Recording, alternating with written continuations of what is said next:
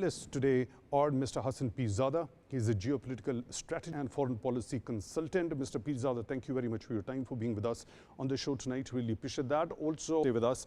Mr. Pirzada, when we try to analyze this shuttle diplomacy being undertaken by Mr. Abbas Araghchi, now also before starting that particular tri-nation tour, he said our neighbors are very important to us. First, he came to Pakistan, then he went to Oman.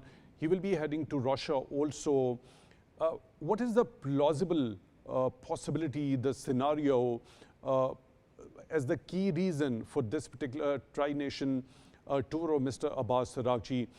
Is it to just convey the concerns and the Iranian position amid the ongoing tensions between the US and Iran to all the neighboring countries? Or is there any other sort of a scenario also that we could actually consider, given the kind of fiery statements which have been coming from President Donald Trump?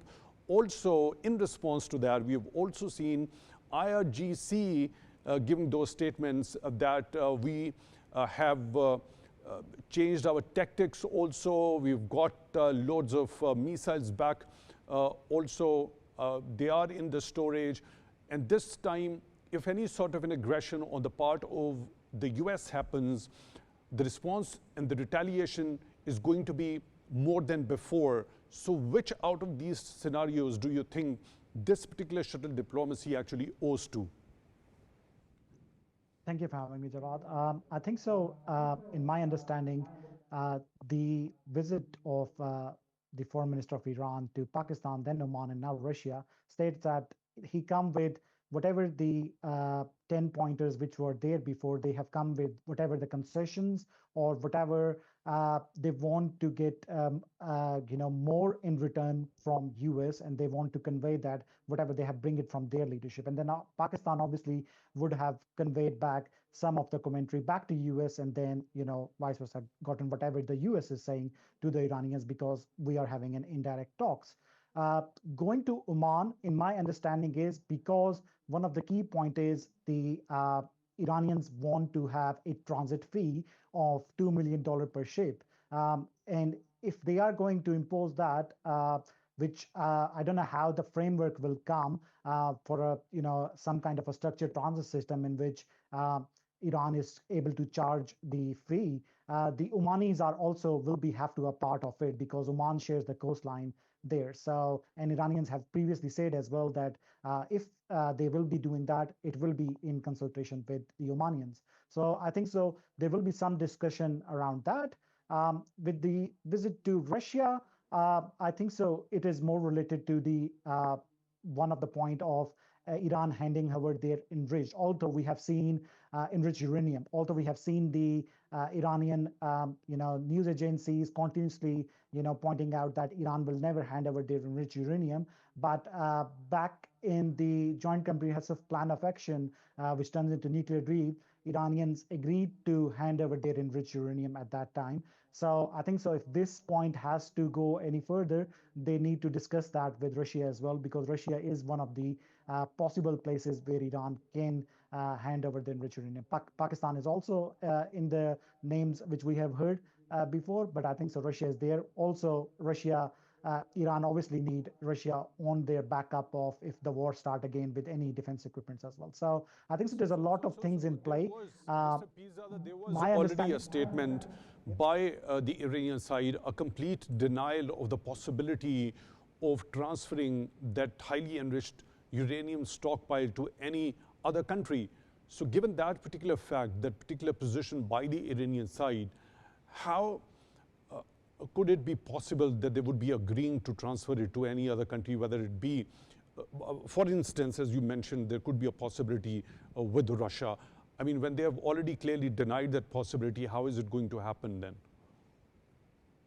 I think so that's how the negotiation work is. It like you come on to one of the point and then the concessions start getting come. This is one of the point Iran is agreeing at the moment as well. They were not agreeing to come for the first time as well for the talks, and they came. And now again, they are here in Islamabad twice. So I think so when the negotiations are happening, nothing is at has a deadlock. Everything is negotiable of all those points as well.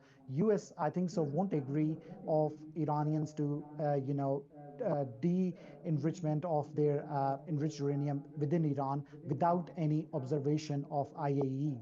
I think so for that to happen. There is some sort of concession which they have to agree on, although they are putting a hard statement at the moment, because there is a couple of things happening within their military leadership and the political side as well. So we don't know who's saying what at this stage within Iran, until they have a clarity in the structure there of who is calling the shots in Iran. We will be able to know more. But I think so this is not their extreme position that they won't budge there. They have budged before in the 2015 talks as well. We heard the news of them agreeing in the Omanian 3 rounds of talk as well. I think so they will agree on some sort of uranium enrichment. The one thing which they will not budge on is their missile program. They won't take anything out of it. But for the uranium enrichment, I think so they might have okay to give some sort of concession in order to get the frozen assets release from the US, or getting something out of this transit fee as well.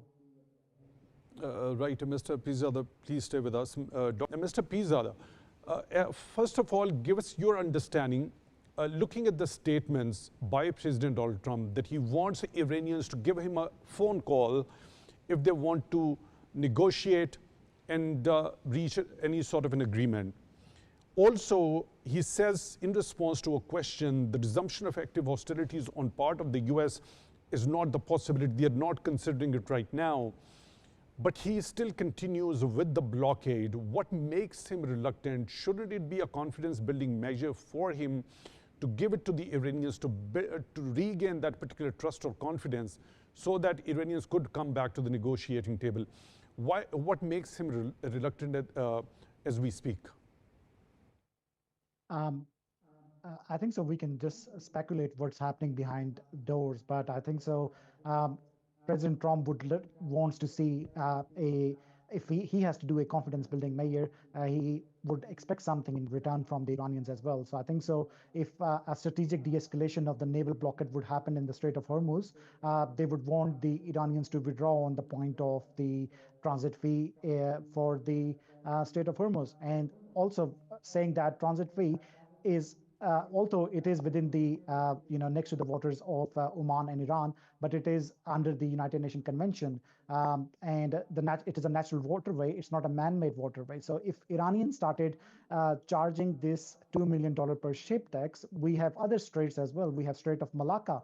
So if tomorrow Malaysia and Singapore started out that we will be charging ships as well, and they have more trade passing by through that strait, that's a wrong precedent we are setting for the world economy. I think so that is the problem of this, because this issue was never a part in the Omanian discussion. This issue of the toll fee was never a part in the JCPOA as well. So it's a new issue, and Iranians are known to take time on stuff, whether it was the E3 when it started in 2003, when the European countries started to engage Iran on the nuclear, whether we have seen in the JCPOA, it takes 20 months to shape what form it was, and whether we see the Omanian negotiation. So Iranians take time to assess. I think so that's what is happening. And also there is obviously the leadership issue in the Iran when they have to go and get things, confirmed by their supreme leader.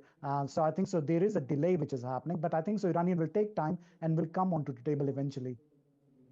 Right. Mr. Hassan Pirzada, geopolitical strategist and foreign policy consultant, thank you very much for joining us at Unfold tonight. We really appreciate that.